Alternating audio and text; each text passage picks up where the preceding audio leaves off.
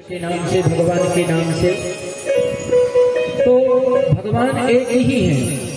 अब मानने की श्रद्धा है। वदंती तत्त्वविदस् तत्त्वं यज्ञान मुद्वयं ब्रह्मेति परमात्मेति भगवान इति शब्द थे। तो निराकार की पूजा करते हैं।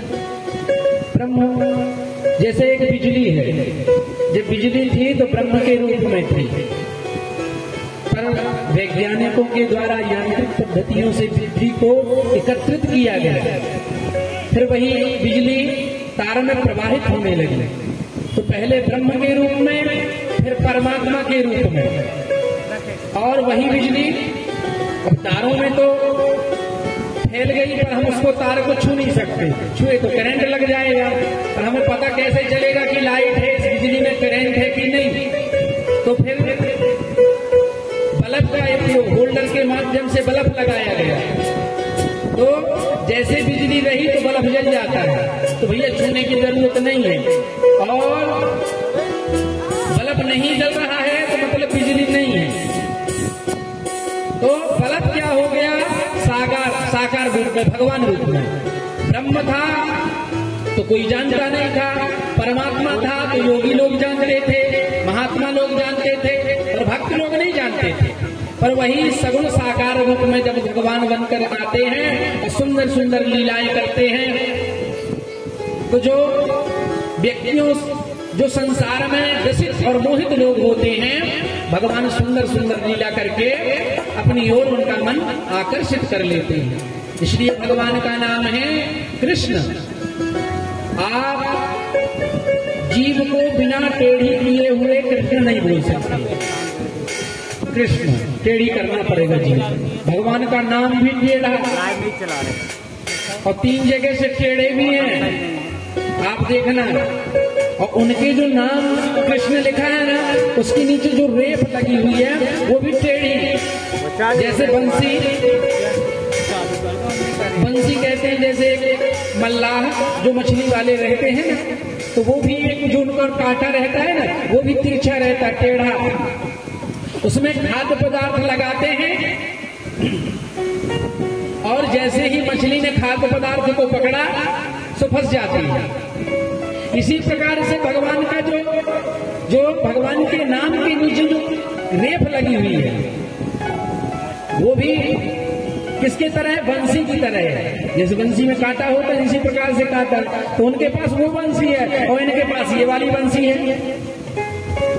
अगर नाम से आकर्षित हुए तो ठीक है, और नहीं फिर बंसी बजाकर भगवान अपनी तरफ मोहित कर लेते हैं, क्योंकि मोह ग्रसित जीव है। क्योंकि भगवान के प्रति इतनी जल्दी मन तो लगता नहीं है। इस प्रकार से भगवान में बड़ी ही श्रद्धा निष्ठा रखने वाली बहुत बहुत धन्यवाद उनका। चलते हैं महाभारत की कथा में।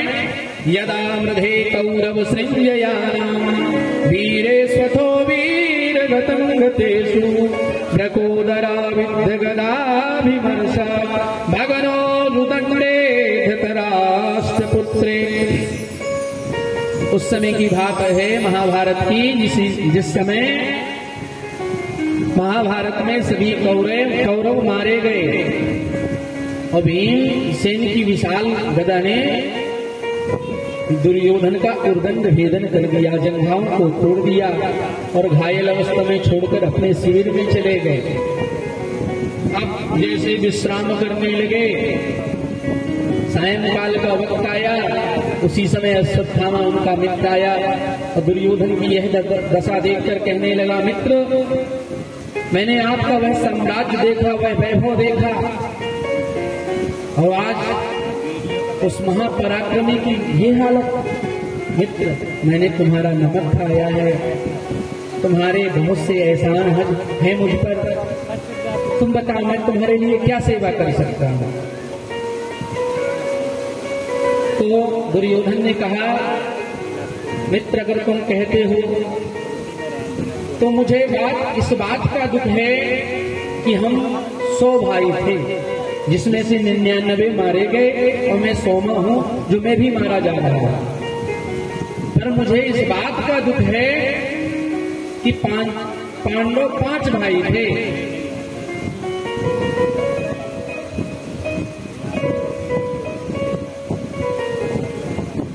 पर 5 में से एक भी नहीं मारी। 5 में से एक की संख्या तो कम से कम हो जाती, कुछ तो संतोष मिलता। कहा मित्र तुम्हारी यही इच्छा है? कहा हाँ मित्र मेरी अंतिम इच्छा यही है। तो कहा तुम एक ही बात करते हो, मैं 5 पांडवों को ही मारकर तुम्हारे सामने लाकर खड़ा कर दूंगा। तो क्या था, अश्वत्थामा चल पड़ा।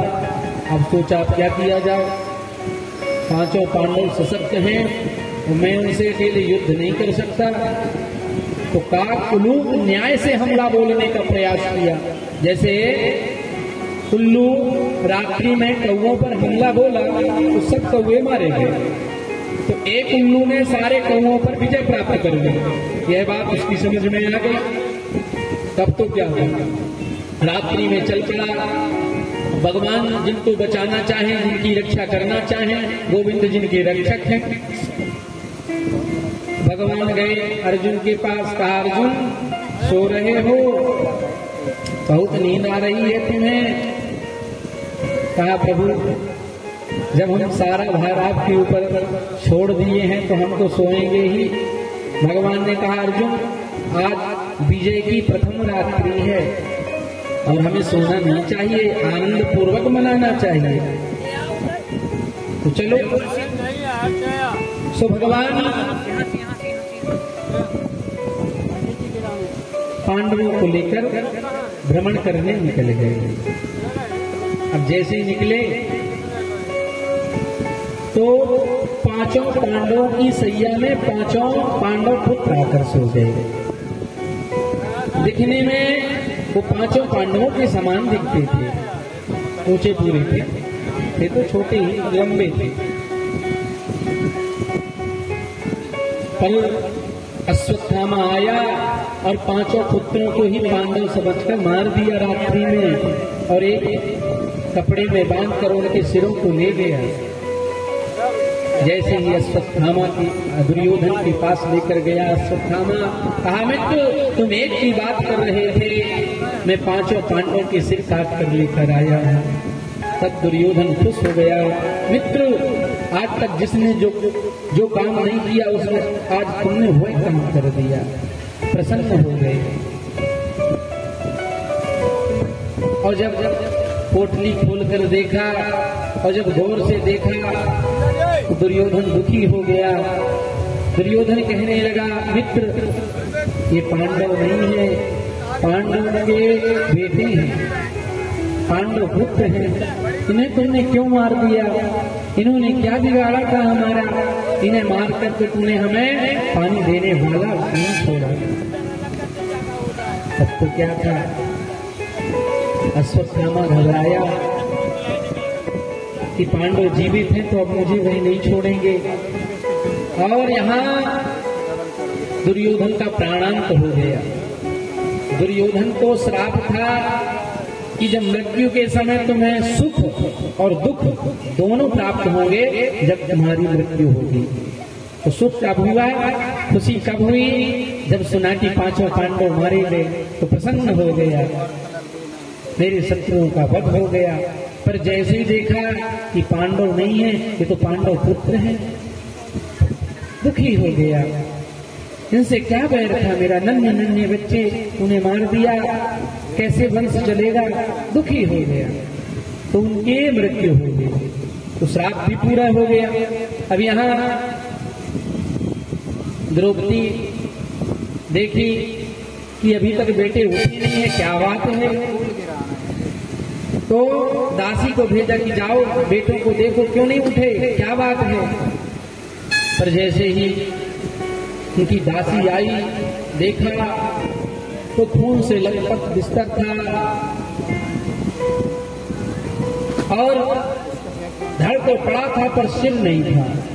जाकर रोती हुई द्रौपदी से कहने लगी, माँ माता शिशूनां निधनं सुतानां निशम्य घोरं परितप्यमानं तदारुद्वास्मकलाकुलाक्षी शांता शांता त्वयन्ना किरीटमाली।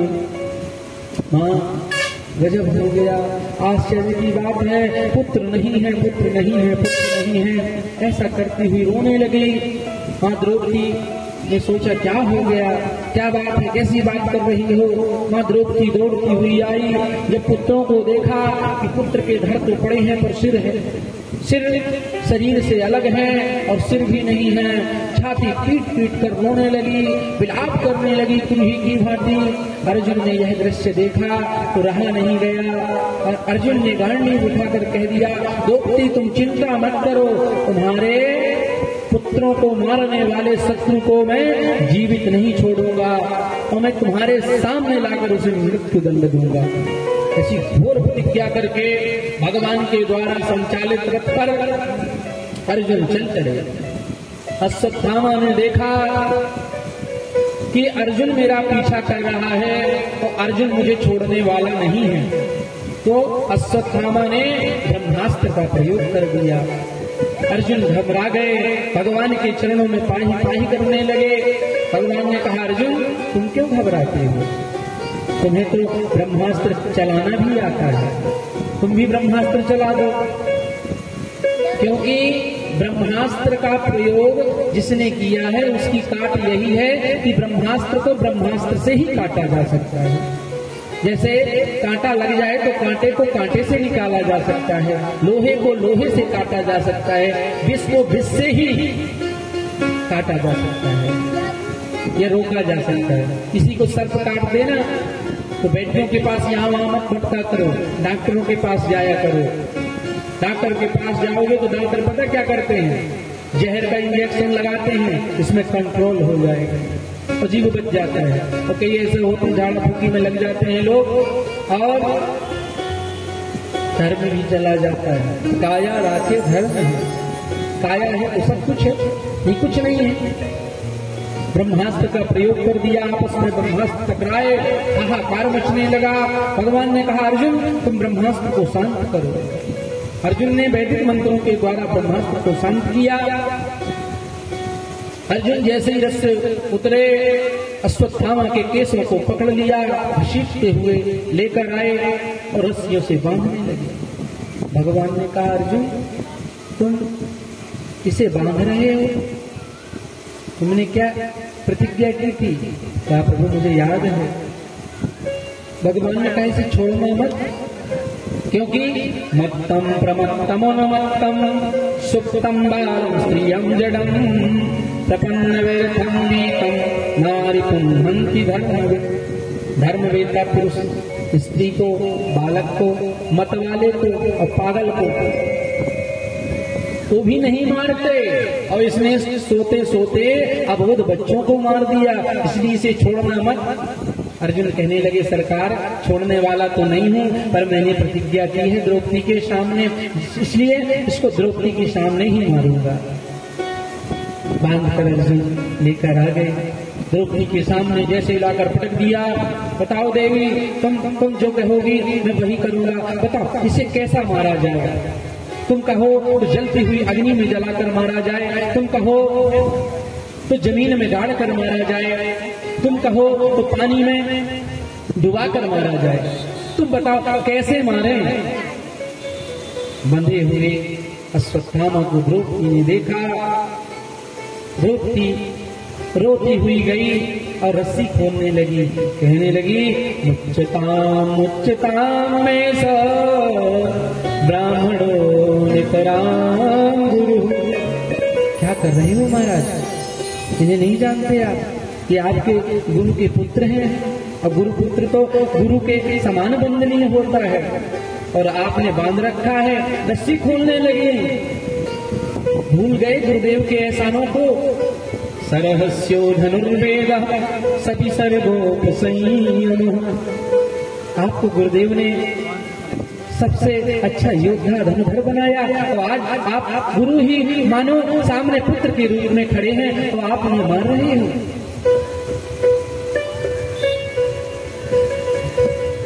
अर्जुन कहने लगे, देवी आप इतनी भावुक मत हो, इसने एक पुत्र का नहीं आपके 5-5 पुत्रों का वध कर दिया। और तुम आज इन्हें छोड़ने की बात कर रही हो। द्रौपदी कहने लगी, स्वामी मुझे इस पर दया नहीं आ रही, मुझे तो गुरु माता पर दया आ रही है। मारोदस्य जननी गौतमी पति देवता यथाहं मृतवत्सार्ता कारोदिम्य सुसुमुखी। क्या तुम मार दोगे तो क्या तुम्हारी गुरु माता नहीं रोएंगी? उनके पति देव तो महाभारत में मारे, युद्ध में मारे गए, और आप वो पुत्र का ही सहारा लिए बैठी हैं, और आज तुम उसे मार दोगे तो कितनी दुखी होगी। मैं जानती हूँ पुत्र वेदना कितनी दुखित होती है। उस माँ से पूछो जिस माँ ने 5-5 पुत्रों को खोया हो, उसका तो एक पुत्र है, और सिर्फ पुत्र है, पति तो है। मेरे पुत्र नहीं तो क्या हुआ, मेरे पति तो है मेरे पास 5-5। तब तो क्या था, धर्मराज ने कहा बहुत अच्छा कह रही है द्रौपदी। भीमसेन कहने लगे, भैया आप छोड़ दो तो मैं छोड़ने वाला नहीं, मेरी गदा से ये बचेगा नहीं। नकुल सहदेव कहने लगे, मंझले भैया ठीक कह रहे हैं। तब तो क्या था, बात उलझती चली गई। भगवान बाजू में खड़े हैं, विचार कर रहे हैं, सब देख रहे हैं। भगवान विचार कर रहे हैं, जब हमसे कोई पूछ ही नहीं रहा तो हम क्यों भी मतलब के सलाह दें, जब हमसे कोई पूछे तो हम बोले। जब बात बहुत ज्यादा उलझती चली गई तो अर्जुन की दृष्टि प्रभु पर गई। प्रभु अब आप क्यों मौन हो, आप भी कुछ कहो। कहा हम क्या कहें, कहा प्रभु क्या करना चाहिए। भगवान कह रहे हैं हमसे पूछ रहे हो तो हम तो वही बात कहेंगे जो शास्त्र कहते हैं। तो बताओ महाराज आपका शास्त्र क्या कह रहा है। कहा शास्त्र एक ही कह रहा है कि ब्रह्म बंधुर्न हंतव्यम तस्मा शास्त्रम प्रमाणम ते कार्याकार व्यवस्थित। क्या करना चाहिए क्या नहीं, ये शास्त्र प्रमाण है। कहा महाराज आप बताओ आपका शास्त्र क्या कह रहा है। कहा हमारा शास्त्र कह रहा है कि ब्रह्म बंधुर्न हंतव्यम आतताई बधार्हणम मयैवो भयमाम्नाकं परिपाह्य अनुशासन। ब्रह्म बंधुर्न हंतव्यम, ब्राह्मण का कभी वध नहीं करना चाहिए। और आतताई बधार्हणम, आतताई कोई भी हो कैसा भी हो वह छोड़ने योग्य नहीं होता, वध करने योग्य होता है। अर्जुन ने कहा जय हो सरकार, आप जैसे 2-4 न्यायाधीश हो जाएं तब तो कल्याण हो जाएगा। आप कह रहे हो ब्राह्मण को मारना नहीं चाहिए और दूसरी तरफ कह रहे हो आतताई को छोड़ना नहीं चाहिए, मैं क्या करूं। भगवान ने कहा हमें जो कहना था सो कह दिया। पर अर्जुन ने विचार किया और अर्जुन को वह बात याद आ गई कि भगवान कह रहे थे क्या, संभावितस्य चाकीर्तिर्मरणात् विनिच्यते। सम्माननीय व्यक्तियों का अपमान ही उनके लिए मृत्यु के बराबर है, क्योंकि हम मृत्यु कर दिए तो एक बार में मर जाता है। पर अगर हम किसी सम्माननीय व्यक्ति का अपमान कर दिए